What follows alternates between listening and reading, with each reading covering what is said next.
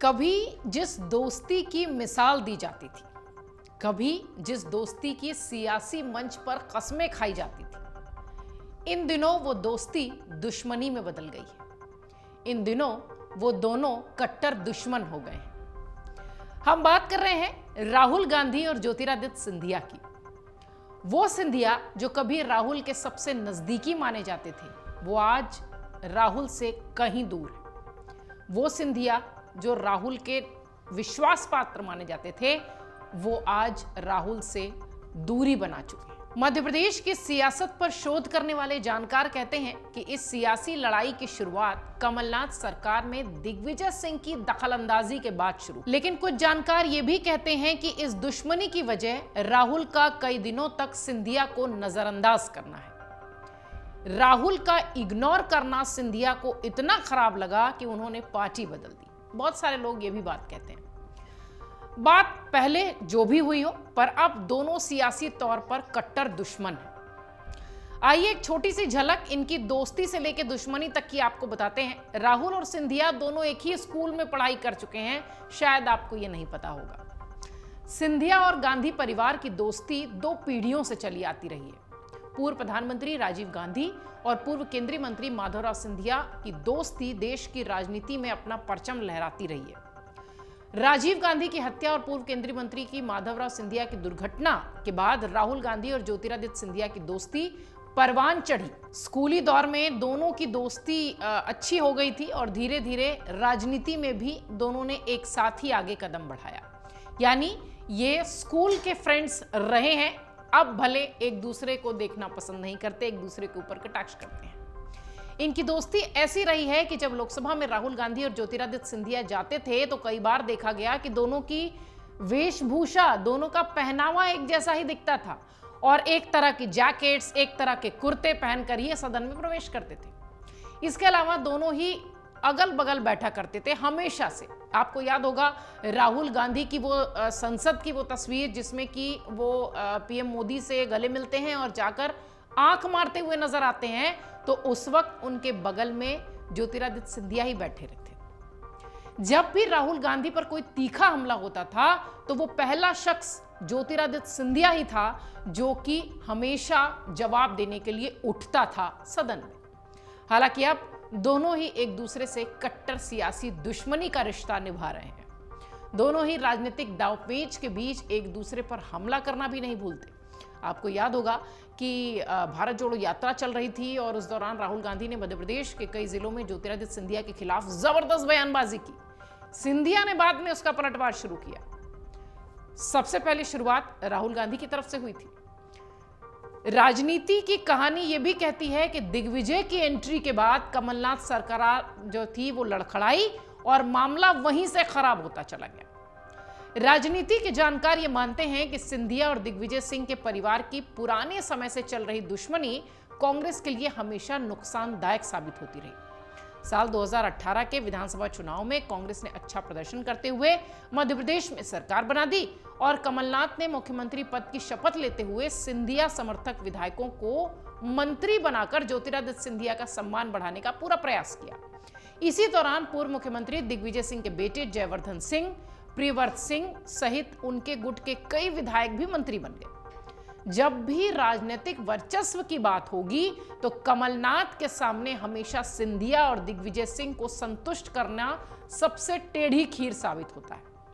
कमलनाथ सरकार जब धीरे धीरे दिग्विजय सिंह का दखल देखने लगी तो ज्योतिरादित्य सिंधिया की कमलनाथ से नाराजगी भी बढ़ती चली गई। यानी बहुत सारे लोग ये कहते हैं कि दिग्विजय सिंह का जो इंटरफेरेंस था कमलनाथ सरकार में, वो भी बहुत बड़ी वजह थी ज्योतिरादित्य सिंधिया के असंतुष्ट होने की या नाराज होने की। एक बड़ी वजह और बताई जाती है जिसमें कहा जाता है कि राज्यसभा सांसद को लेकर भी ये आमने सामने रहे।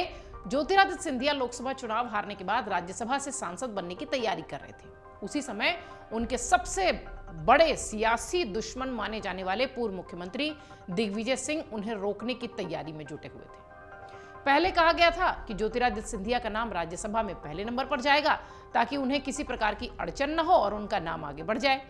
इसके बाद उठाकर अचानक उन्हें 2 नंबर पर कर दिया गया। इस बात की शिकायत जब वो राहुल गांधी के पास लेकर पहुंचे, या लोग कहते हैं कि राहुल तक उन्होंने पहुंचाई तो राहुल ने ना मिलने का समय दिया और ना ही उस पर कोई रिस्पॉन्स दिया। राहुल गांधी से मिलने का मौका नहीं मिल पाने की वजह से उन्होंने बीजेपी में जाने का मन बना लिया। इसी बीच उन्होंने तत्कालीन मुख्यमंत्री कमलनाथ को सड़क पर उतरने की चेतावनी भी दी। कमलनाथ ने उन्हें सड़क पर आ जाने का आमंत्रण दे दिया। कमलनाथ के इस बयान ने आग में घी का काम किया और ज्योतिरादित्य सिंधिया बीजेपी में आ जाने से कमलनाथ सरकार की रवानगी तक का काम कर बैठे। वापस राहुल गांधी और ज्योतिरादित्य सिंधिया की बात करें तो जैसे इनकी दोस्ती मिसाल थी, वैसे ही दोस्ती खत्म होते इनकी दुश्मनी भी अब मिसाल बनती दिखाई पड़ रही है। ज्योतिरादित्य सिंधिया और राहुल गांधी की दोस्ती उस समय खत्म हो गई जब ज्योतिरादित्य सिंधिया ने बीजेपी का दामन थामते हुए कमलनाथ सरकार को गिरा दिया 2020। इसके बाद कुछ समय तक ज्योतिरादित्य सिंधिया और राहुल गांधी ने एक दूसरे पर सीधे रूप से सियासी हमला नहीं किया। दोनों एक दूसरे पर बोलने से बचते रहे। लेकिन जैसा कि हमने वीडियो की शुरुआत में कहा था कि भारत जोड़ो यात्रा के दौरान राहुल गांधी जब मध्य प्रदेश से गुजर रहे थे, जब उनकी यात्रा मध्य प्रदेश में थी, तो कई जिलों में उन्होंने ज्योतिरादित्य सिंधिया के खिलाफ जमकर बयान दिया, जिसके बाद सिंधिया भी एक्टिव दिखाई पड़े और राहुल पर सियासी वार करने से वो गुरेज नहीं करते दिखे। इस समय हालात सबके सामने हैं। ज्योतिरादित्य सिंधिया के सियासी हमले में सबसे पहले नंबर पर अब राहुल गांधी हैं, जबकि पूरी कांग्रेस मध्य प्रदेश में बीजेपी के खिलाफ बयान देने के ज्यादा ज्योतिरादित्य सिंधिया को टारगेट करती है, चाहे वो कमलनाथ हो, चाहे दिग्विजय हो या कांग्रेस के कोई भी नेता। अब राजनीति में सिंधिया और गांधी की सियासी दुश्मनी की मिसाल दी जाने लगी है, जिस दोस्ती की कस्में खाई जाती थी। मार्च 2020 में मध्य प्रदेश में कांग्रेस के दो गुटों के बीच सियासी घमासान था और तीसरा गुट टकटकी लगाए देख रहा था। इन गुटों में पहला गुट ज्योतिरादित्य सिंधिया का, दूसरा गुट दिग्विजय सिंह का और तीसरा गुट कमलनाथ का था।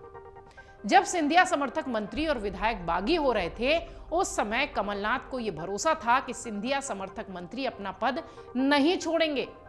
इस बात का यकीन पूर्व मुख्यमंत्री दिग्विजय सिंह ने भी कमलनाथ को दिला दिया था, मगर जैसे ही सिंधिया समर्थक विधायक और मंत्रियों ने इस्तीफे दिए, उनकी उम्मीदों को झटका लग गया। पूर्व मुख्यमंत्री दिग्विजय सिंह का मानना था कि जब मंत्री और विधायक पद छोड़ने की बात आएगी तो सिंधिया समर्थक नेता सिंधिया को छोड़कर कांग्रेस के साथ आ जाएंगे। इसके बाद मध्य प्रदेश की राजनीति में सिंधिया का अस्तित्व खत्म हो जाएगा, लेकिन हुआ ऐसा नहीं। पूर्व मुख्यमंत्री दिग्विजय सिंह का जो आकलन था वो गलत साबित हुआ। कांग्रेस की राह में ज्योतिरादित्य सिंधिया सबसे बड़े रोड़े बनकर सामने खड़े हैं इस वक्त मध्य प्रदेश में। अब इन दोनों को लेकर जिस तरह की सियासी चर्चाएं चल रही हैं, ऐसा लगता नहीं है कि ये दोनों कभी साथ आएंगे। यहाँ दोनों से संदर्भ राहुल गांधी और ज्योतिरादित्य सिंधिया से है, क्योंकि इन दोनों को लेकर जिस तरीके से अब लोग चर्चा करते हैं, ऐसा लगता नहीं कि एक बार फिर ये दोनों कभी संसद में साथ बैठे दिखाई पड़ेंगे, कभी सेम ड्रेस कोड के साथ नजर आएंगे। लेकिन माना यह जाता है कि राजनीति में सब कुछ संभव है। जब लालू यादव और नीतीश कुमार एक मंच पर एक साथ दोस्ती निभाते दिखाई पड़ सकते हैं, वो लालू यादव और नीतीश कुमार जो कि चुनाव ही इसी बात पर लड़ते थे कि वो दोनों एक दूसरे के घोर विरोधी थे, लेकिन अब वो दोनों साथ भी दिखाई पड़े, क्योंकि राजनीति में कुछ भी संभव है। हो सकता हो ज्योतिरादित्य सिंधिया राहुल गांधी कभी भविष्य में साथ नजर आए, लेकिन इस वक्त जो ताजा स्थिति है वो यही कहती है कि जिस दोस्ती की लोग कस्में खाते थे, आज उस दुश्मनी की भी जो मिसाल है वो भी दी जाने लगी है। अमर उजाला अब आपके टीवी पर भी। अपने स्मार्ट टीवी पर YouTube पर सर्च करें अमर उजाला, चैनल सब्सक्राइब करें और देखें ताजा खबरें, वो भी HD क्वालिटी में। और हाँ, बेल आइकन दबाना ना भूलें ताकि हर खबर हो आपके घर। अमर उजाला, निष्पक्ष, निर्भीक, निरंतर।